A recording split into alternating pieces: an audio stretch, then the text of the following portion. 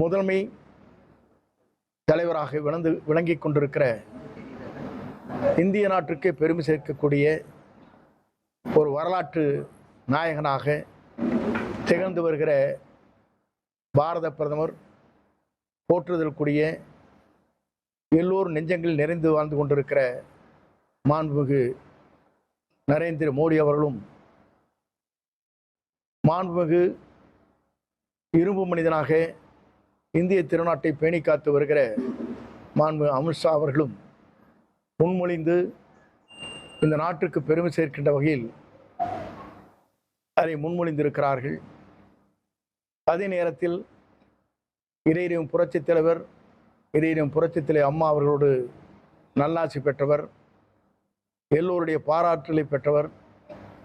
அப்படிப்பட்ட துணை குடியரசுத் தலைவராக மேதகு போற்றுதலுக்குரிய சிபி ராதாகிருஷ்ணன் அவர்கள் தேர்ந்தெடுக்கப்பட்டிருப்பது இந்த மண்ணிற்கு பெருமை, அதே நேரத்திற்கு தேசத்திற்கு பெருமை.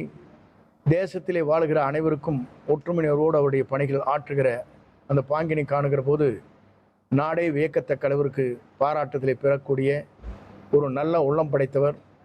அதுவும் தமிழ்நாட்டை சார்ந்தவர், கொங்கு மண்டலத்தை சார்ந்தவர். அனைவர் சார்பாக என்னுடைய நெஞ்சார்ந்த வாழ்த்துக்களையும் பாராட்டுதலையும் தெரிவித்துக் கொள்கிறேன்.